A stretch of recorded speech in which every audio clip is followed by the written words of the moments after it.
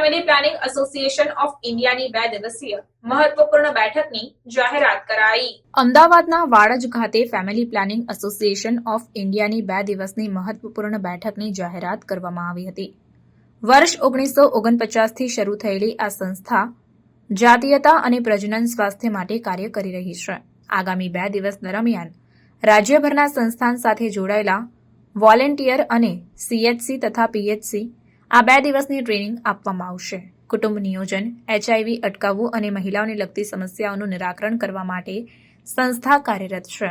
આગામી દિવસોમાં માનવતાવાદી કટોકટીમાં પણ એફવીએ કાર્ય કર્યા હતા, ત્યારે ગુજરાતમાં પણ એમઆઈએસપીની જાહેરાત કરવામાં આવી છે। હવે સંસ્થા એ માટે પણ કાર્ય કરવાની છે।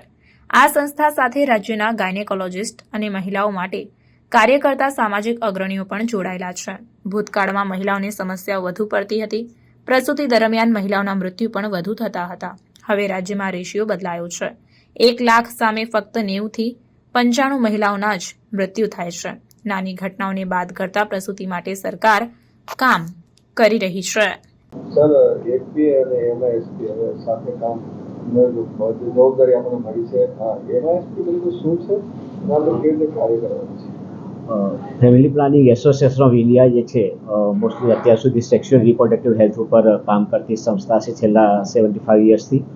અને આ ફેમિલી પ્લાનિંગ એસો ઓફ ઇન્ડિયાએ બાકીના જે રાજ્યો છે એની અંદર એમઆઈએસ પર કામ કરવાનું શરૂ કર્યું છે, પણ ખાસ કરીને ગુજરાતની જે વાત કરું ત્યારે આજે family Planning Association of India Ahmedabad દ્વારા આપણા રાજ્યની અંદર જ્યારે પણ કોઈ ડિઝાસ્ટર થાય ત્યારે સેક્સ્યુઅલ એન્ડ રિપ્રોડક્ટિવ હેલ્થ ઉપર તો કામ કરે છે, પણ સાથે સાથે થોડું અનુભવના આધારે એવું જાણ્યું છે કે એમઆઈએસપી જે અમે તૈયાર કર્યું છે મિનિમમ ઇનિશિયલ સર્વિસ પેકેજ, કે જેની અંદર આ સર્વિસીસ જ્યારે કોઈ ડિઝાસ્ટર થાય છે ત્યારે મળતી નથી, જેની અંદર અત્યારે પણ મારા પહેલાંના વક્તાઓએ પણ કહ્યું કે જ્યારે અને ખાસ કરીને એની અંદર બહેનો અને જેને કહેવાય કે દીકરીઓ માટે એમને જે સર્વિસીસ મળવી જોઈએ નથી મળી રહી। તો એ પેકેજ આખું તૈયાર કરી અને અમે લોકોએ એની અંદર એક સ્પેશિયલ કીટ પણ બનાવી છે। અને કીટ બનાવીને અત્યારે જે અમારો ઇનિશિયલ જે ફેઝ અત્યારથી જે શરૂ થયો છે આ વર્ષથી એની અંદર કે અમારું જે આઈપીપીએફ છે ઇન્ટરનેશનલ પ્લાન્ટ પેરેન્ટહુડ ફેડરેશન, એમને દ્વારા હ્યુમેટેરિયન ક્રાઇસિસની અંદર જો કંઈ પણ થાય તો એની અંદર એ લોકોએ ગુજરાતની અંદર હવે અમને લોકોએ કામ કરવાની એ લોકોએ પહેલ કરવાની શરૂઆત કરવા માટે એક સૂચના આપી છે। એ સૂચનાના આધારે એ લોકો અમને ફંડિંગ પણ આપવાના છે। સાથે સાથે જે minimum initial package service package જે અમે તૈયાર કર્યું છે એ અમે ગુજરાતનું ડિઝાસ્ટર ડિપાર્ટમેન્ટ છે ડિઝાસ્ટર ડિપાર્ટમેન્ટને પણ ઇન્ટ્રોડ્યુસ કર્યું છે। સાથે જે હેલ્થ ડિપાર્ટમેન્ટ છે બાકીના જે ડિપાર્ટમેન્ટ છે એની સાથે પણ અમે લોકો કોઓર્ડિનેશન કરી અને હવે એમને પણ અમે ટ્રેનિંગ આપવા માટે જઈ રહ્યા છે કે જ્યારે આવી કંઈ પણ ડિઝાસ્ટર થાય ત્યારે family Planning Association of India શું કરી શકે છે એના માટેનો એડવોકેસીનો પ્રોગ્રામ અમે લોકો શરૂઆત કરી છે, જેની અંદર આજે આ મીડિયા એડવોકેસીનો કાર્યક્રમ રાખ્યો છે।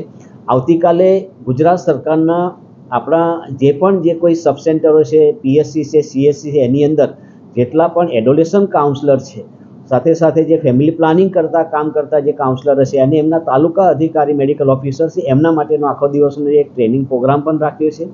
એના પછીના 27 તારીખે અમે લોકોએ એ લોકોના સીડીએચઓ, એડીએચઓ અને બાકીના ક્વોલિટી ઓફ કેરના જે મેડિકલ ઓફિસરો છે એમને પણ ટ્રેનિંગ આપવાના છે।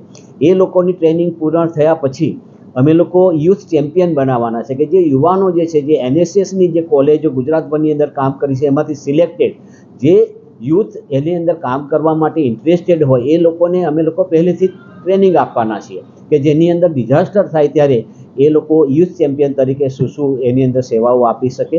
સાથે જે સંસ્થાઓ જે રાજ્ય સરકારની અંદર આપણે જે કામ કરી રહી છે એવી સંસ્થાઓ, સાથે સાથે અમદાવાદ મ્યુનિસિપલ કોર્પોરેશનો છે, બીજી કોર્પોરેશનો છે, સાથે સ્વૈચ્છિક સંસ્થાઓ આરોગ્ય ક્ષેત્રે, શૈક્ષણિક ક્ષેત્રે એવા સંસ્થાઓના જે ફ્રન્ટલાઇન વર્કરો છે, આંગણવાડી વર્કરો છે એ લોકોને પણ ટ્રેનિંગ આપી અને જે એફપીઆઈ એ જે ઇનિશિયલ સર્વિસ પેકેજ બનાવ્યું છે એનું માટે પૂરેપૂરી ટ્રેનિંગ આપીને અમે લોકો એના ઉપર પૂરેપૂરી કામગીરી તૈયાર કરવા માટે છે। અને અમે લોકો દરેક જગ્યાએ અમારો સંદેશો પણ છે કે જ્યાં જ્યાં આવું ડિઝાસ્ટર થાય ત્યાં આગળ અમારા પણ કોન્ટેક્ટ કરે, અમે પણ સામે કોન્ટેક્ટ કરવા માટે તત્પર છીએ। તો આ સર્વિસીસનો સ્વીકાર કરે ને એની અંદર જેને પણ લાગે એમને વોલેન્ટરી અમારી સાથે જોડાવા માટે પણ હું આમંત્રણ આપું છું Family Planning Association of India Ahmedabad દ્વારા। Family Planning Association of India all over India લેવલે કામ કરતી ખૂબ મોટી આંતરરાષ્ટ્રીય લેવલની એક સંસ્થા છે.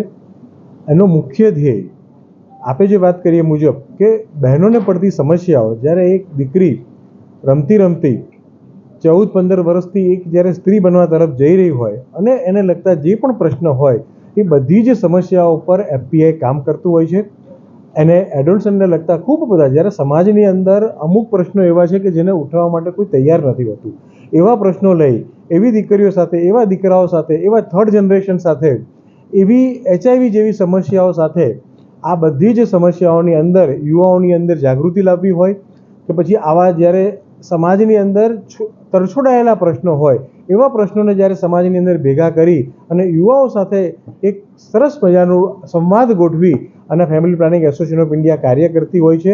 અને એ લોકોને પડતી સમસ્યાઓનું નિરાકરણ કેમ લાવવું, એ નિરાકરણ માટે એ બહેનોની સમસ્યા અને સરકાર સાથે, એ ભારત સરકાર હોય, ગુજરાત સરકાર હોય, આ બધા સાથે એ સમસ્યાઓનું સાથે રહી સંકલન કરી અને કઈ રીતે સમસ્યાઓનું નિરાકરણ લાવવું એ માટેનું પણ સરકાર દ્વારા સરકાર સાથે રહી અને નિરાકરણ લાવવા પ્રયત્ન કરતી હોય છે. પોતે પણ પોતાની રીતે સેલ્ફ ફંડ ઊભું કરી અને સંસ્થાની અંદર સંસ્થાના બધા જે આ વડીલો છે એમના દ્વારા પણ ખૂબ મોટું ડોનેશન આપી અને આ સંસ્થા કાર્યરત રહેતી હોય છે. જે આપણે જે પ્રશ્ન કર્યો એ પ્રશ્નને રિગાર્ડિંગ જ આજે MISP નો જે આખો પ્રોજેક્ટ કર્યો એ જ મુખ્ય વ્યવસ્થા છે. સરકાર દ્વારા વિવિધ કાર્યો કરવામાં આવે છે, ઘણી બધી સંસ્થાઓ દ્વારા પણ વિવિધ કાર્ય કરવામાં આવે છે, પણ ક્યાંક કોઈક જગ્યાએ કોઓર્ડિનેશન, કોમ્યુનિકેશન આ બધાનો ખૂબ મોટો અભાવ રહેતો હોય છે.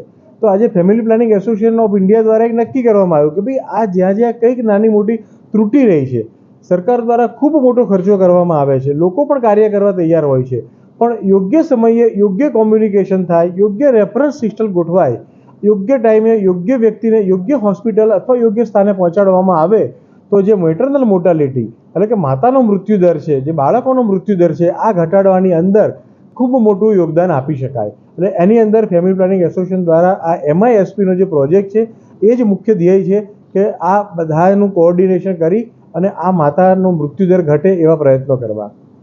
ગુજરાતમાં આ પ્રકારની સ્થિતિ સર્જાય છે ત્યારે જે પ્રેગ્નન્ટ મહિલાઓ છે તેમનો ડેથ રેટ કેવો છે? ગુજરાતમાં આવી સ્થિતિમાં ડેથ રેટ કેટલો છે પ્રેગ્નન્ટ વુમનનો? મેટરનલ મોર્ટાલિટી રેટ એટલે કે 1 લાખ લાઈવ બર્થ વખતે જે ડેથ થાય એને મેટરનલ મોર્ટાલિટી રેટ WHO દ્વારા અને આંતરરાષ્ટ્રીય લેવલે ગણાતો હોય છે. આમ સામાન્ય રીતે આપણે જો વાત કરીએ તો 2000ની સાલની અંદર પર લેક્સ લાઈવ બર્થ થાય ત્યારે 360 થી 370 માતાના મૃત્યુદર હતો.